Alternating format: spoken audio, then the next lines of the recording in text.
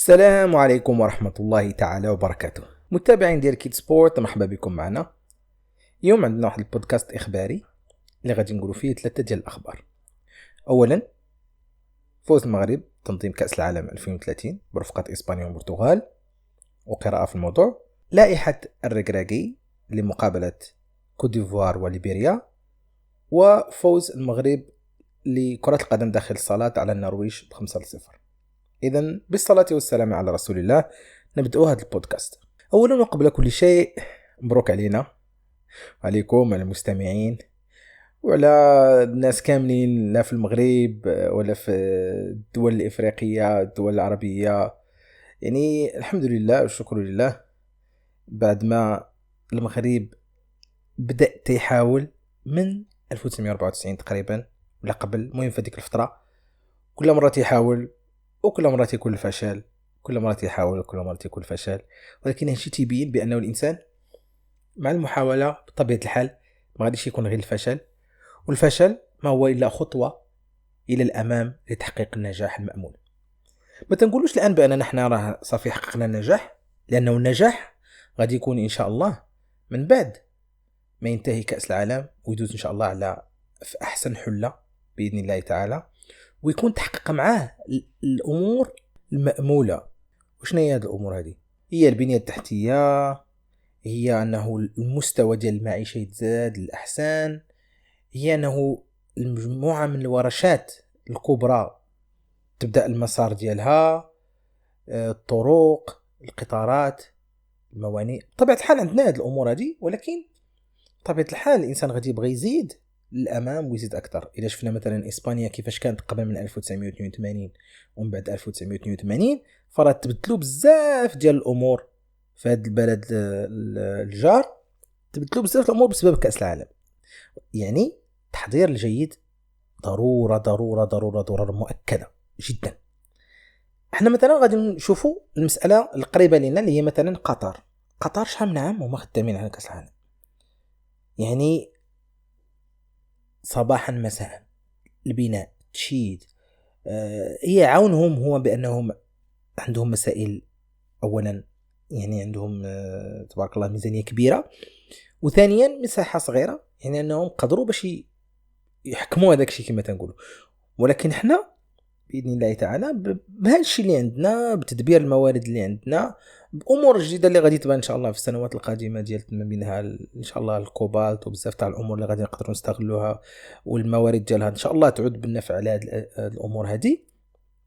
يعني خصنا حنا نستفدوا من الإيجابيات مثلا في كملف قطر، ونتفاداو السلبيات، نتفاداو الأمور اللي كانت سلبية. الحمد لله ما كانتش كثيرة في قطر، ولكن ممكن يعني على مستوى مثلا اللاعبين قطر دارت واحد المسألة أنها يعني قطعت الفريق ديالها مثلا كامل وخلاته كامل تيلعب هذيك المدة كاملة وبنفس المدرب وبهذا، وما حاولتش أنه تخلي اللاعبين ديالها يخرجوا ويحتكوا ويتطوروا. يعني المهم كانت عندها واحد المقاربة ما نجحتش فيها. يعني احنا مثلا في هذه المسألة هذه خصنا التكوين، طبيعة الحال خصنا نهتموا بمراكز التكوين ونهتموا بالبطولة الوطنية ديالنا، نطلعوها للمستوى يكون أحسن وأرقى باش تطعم لنا الفريق الوطني ديالنا.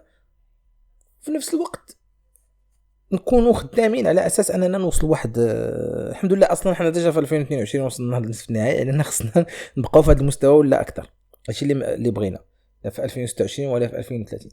يعني عندنا اوراش غادي تبدا، خص حتى المواطنين يكونوا واعيين بهذه المساله هذه، بانهم خصنا بزاف ديال السلوكيات ديالنا نبدلوها، من بينها يعني رمي القمامات، النفايات، المسائل. الدولة هي خصها تساعد بأنها خصها يكون من حاويات كبار، خص يكون داكشي على أعلى مستوى، والشركات النظافة خدمتها، شركات الترميم شوية نعرفوا كيفاش نخدموا واحد الخدمة بجودة نوعية إن شاء الله. يعني اليوم إنفانتينو قال هذا الخبر، وقبله كان الخبر ديال الديوان الملكي اللي هو اول من زف الخبر للمغاربه. بعدين فانتينو قال بانه غادي تلعب هاد كاس العالم في المغرب والبرتغال واسبانيا.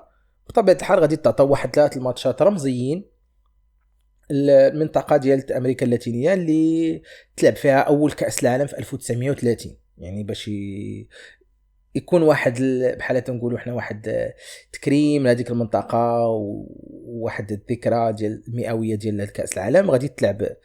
اظن على حسب ما قال انفانتينو انه يقدر يكون الافتتاح في هذيك المنطقه في مونتيفيديو في اليوروغواي، ومن بعد يتعطى واحد الماتش الارجنتين وماتش الباراغواي، ومن بعد غادي تلعبوا المقابلات الاخرى كلها ما بين هاد ثلاثه الدول هي المغرب اسبانيا والبرتغال.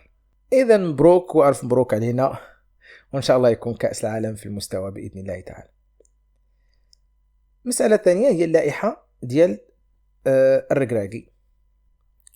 يعني اللائحه غادي نهضروا عليها بهذا الشكل هذا، غادي نذكروا الاسماء وكل اسم غادي نقول واحد التعليق بسيط عليه. اولا ياسين بونو لا اختلاف، حارس الاول المنتخب الوطني.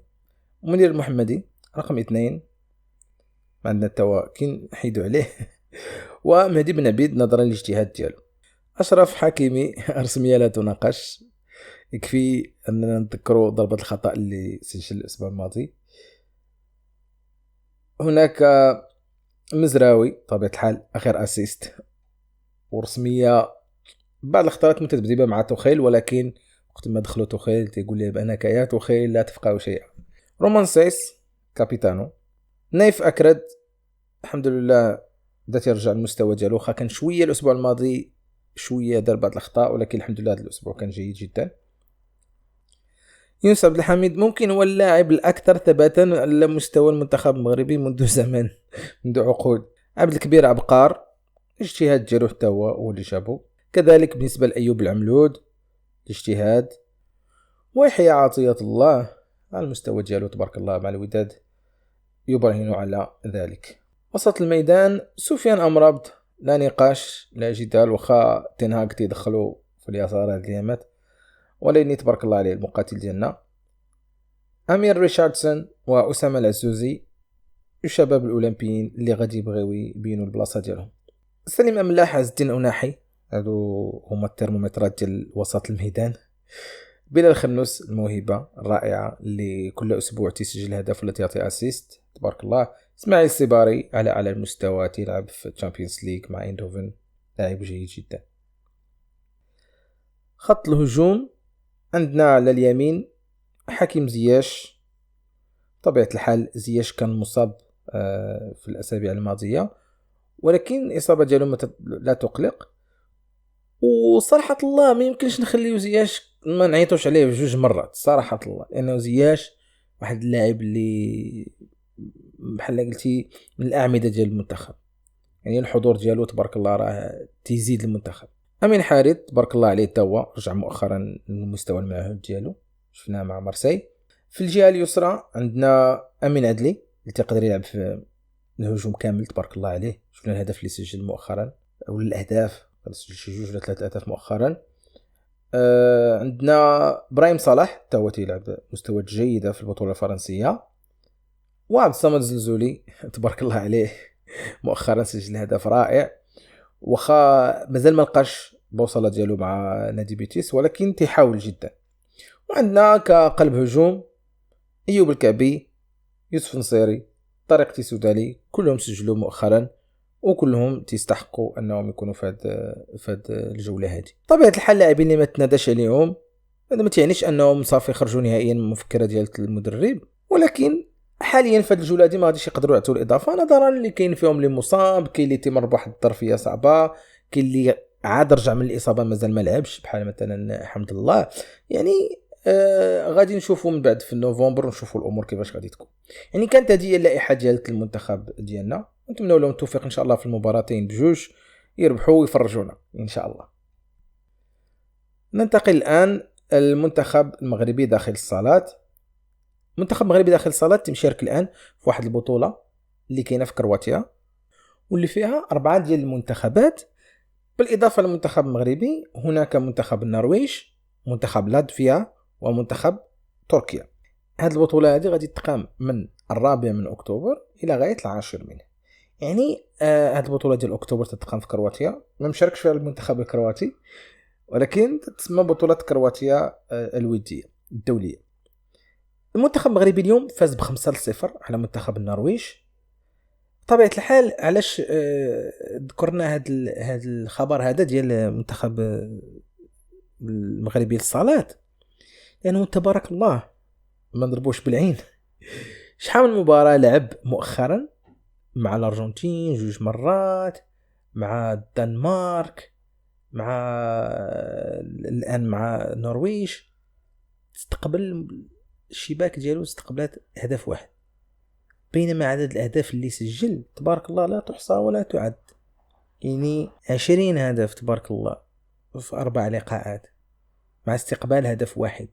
اش تيبين هذا الشيء؟ هذا تيبين بأنه المنتخب هذا لا يستصغر أحدا، سواء لعب مع منتخب كبير، منتخب صغير، منتخب مصنف، منتخب غير مصنف، يلعبون لتشريف الكرة المغربية، يلعبون باش يحافظوا على الريتم ديالهم.